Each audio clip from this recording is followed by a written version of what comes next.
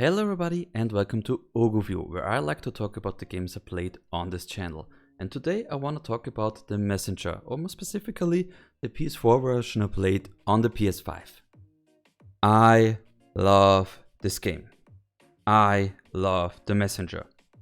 I want to say this first, so you know where I'm coming from in regards to this game. When I started to play it half a year ago, I didn't know anything about it. I just saw it on Xbox Game Pass and tried it out. And I fell in love over it over the course of that first playthrough of mine. It's one of those rare games that left me sad when I was done with it because it meant there was nothing new to see in it. Still, I didn't get all the achievements back then, so I'm happy to, someday, start a new playthrough and try to really get everything in it. What I didn't know back then is that I would start a let's play on it with the PlayStation version. A few weeks ago, when I was thinking about what games shall I play on my channel, it suddenly sprung back to mind. And I knew I had to play it to show and tell everybody of its greatness, how awesome it is, and how much I love it.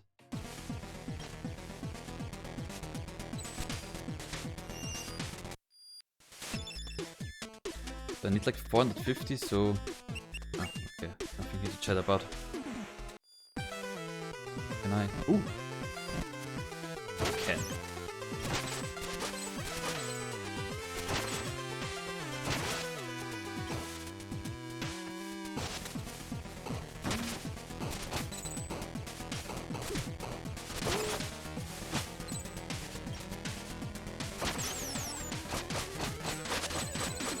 Not too bad. As for the graphics, it is beautiful pixel art at its finest and comes in two different art styles. I don't want to spoil it too much, but there are some time shenanigans involved in this game. So that's where the two art styles come in, one 8-bit and one 16-bit style. Although I would put it more into the Sega Genesis camp than the Super Nintendo one. Whereas the 8-bit seems Nintendo style. You can see how everything only changed a bit over the course of time. You can still see how everything is there that was there before, but it looks a bit different. So I love the concept and also implementation of this really nice idea. Maybe not. I'm not so sure. Either way. But it is what it is.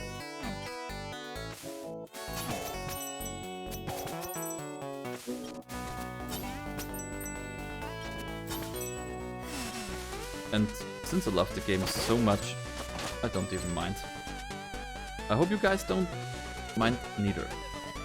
As for the sound and music, it got the same treatment. Everything has an 8-bit and a 16-bit version. The soundtrack is so great, I even bothered to listen to it on my phone. And although I can't name the best song, in my opinion, there are just too many great ones, I do really enjoy a lot like Bamboo Boogaloo or the Arcane Shop. And the DLC tracks are great as well. The maker of the music, Rainbow Dragon Eyes, really did very great tracks there too. Repair the bridge, but it will take 5,700 years. And if you then get a second one, it will be like, oh, yeah, we can repair the bridge, but it will be like 2,700 years, and so on and so forth. And if you have all four of the Phobikin, then I think it is like, and now it's 500 years. So if you then travel to the future, you can access it.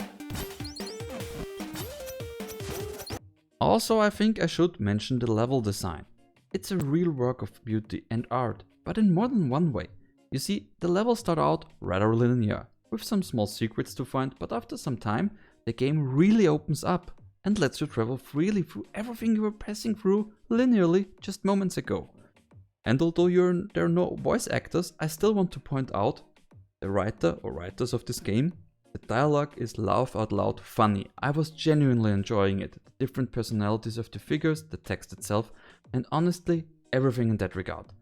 Special shout out to the shopkeeper. I especially enjoyed him, his story and his character. And I know that was a lot of special, but I just have to say it this way. God, this place is beautiful, but the structures feel precarious. Yeah, a bad place if you're afraid of heights. How high am I? You mean, in my opinion? What? Oh, geographically.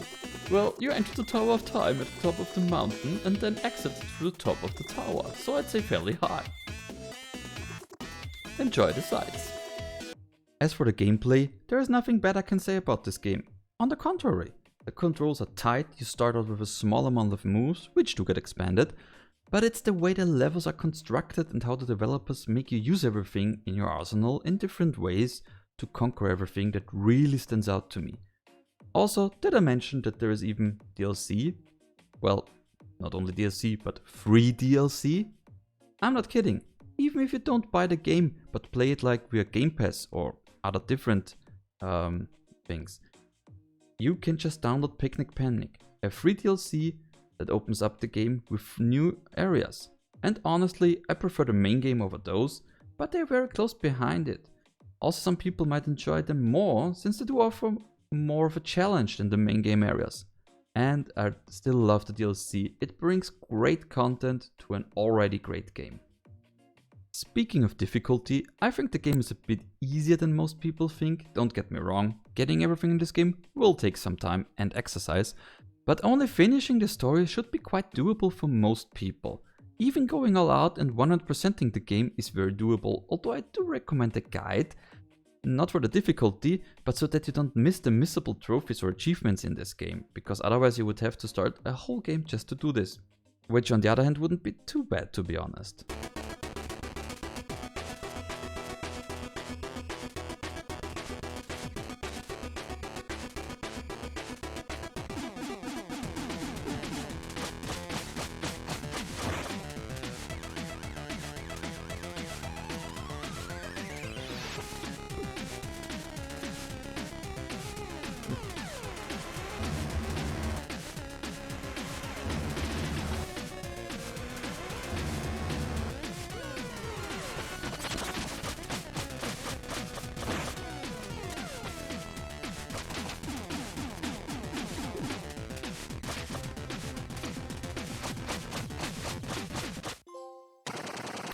We did the thing. So, would I recommend this game? You might figure it out. Yes, absolutely, totally. Although there are some minor caveats which I wanna point out. If you don't like the type of game the Messenger is, or if you really don't like pixel art, yeah, then you might not like this game either, since that is what this game is. So, also, if you seek a really hard game like Ninja Gaiden on NES, this game is a lot easier than that and similar games, which is a positive thing in my book, but your mileage may vary. If you own a service like Game Pass and it's in its library, please give it a go and try it out nonetheless, even if you don't like pixel art and all the other things I just pointed out. If not, I think the asking price of $19.99 might be a bit steep for some people, since it doesn't have too much replayability besides its New Game Plus mode, but I think most people will be more than satisfied even at that price point. It is very seldom I fall in love with a game like this, at least nowadays, and I have to say this is not just a game in my personal opinion, but a work of art, combining great aspects of games of old and modern new solutions to problems they've had. Please give this masterpiece an honest try. Time, bastards. Whoa. Ah! Press circle. Tiny, eeny, weeny bit. Too late. Okay, let's do that again. So this is the real deal.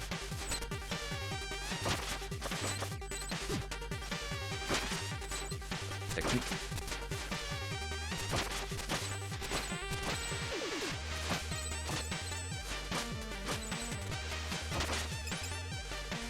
Okay. Finished that one. And that was my Oghuview for the Messenger. Please leave a like, share, subscribe, all the jazz helps the channel grow, makes your Oghu happy. Also leave a comment if you wanna agree with me or disagree with me, as you like. Anyways, I hope you like what you've seen and I hope I see you again in the next episode of either Oghuview or Oghupower. Bye bye.